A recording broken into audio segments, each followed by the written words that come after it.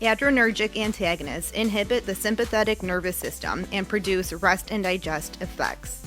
These drugs are used in the management of hypertension, angina pectoris, myocardial infarction, and heart failure.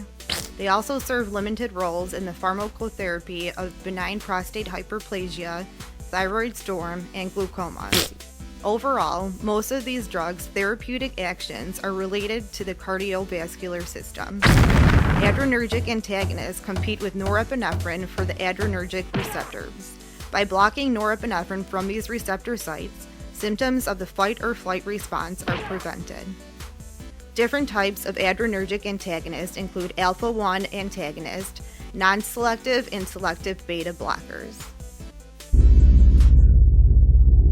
Alpha-adrenergic antagonist. Prazosin is the prototype drug of alpha-adrenergic antagonist. It's located on arterial smooth muscle. Blocking alpha receptors will dilate blood vessels, lowering blood pressure, treating hypertension. In addition to dilating vascular smooth muscle, they relax smooth muscle in the base of the bladder and prostate, increasing urinary flow for those who have difficulty voiding and those with benign prostate hyperplasia.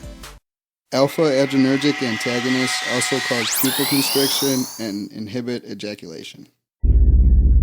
Beta-1 blockers are selective for the heart. They work by slowing cardiac conduction by depressing AV conduction, having a negative dromotropic effect. It causes a decrease in heart rate, having a negative chronotropic effect. It also decreases the force of cardiac contraction, having a negative inotropic effect. The prototype drug is metoprolol, also known as Lopressor or Toprol.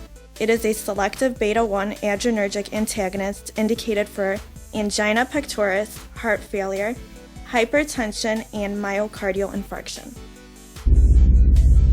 Non-selective beta blockers work both on the heart and lungs.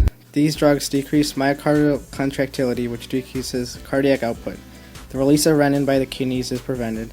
They block alpha-1 adrenergic receptors, which relaxes artery smooth muscle, and they reduce sympathetic output from the vasomotor center in the brain.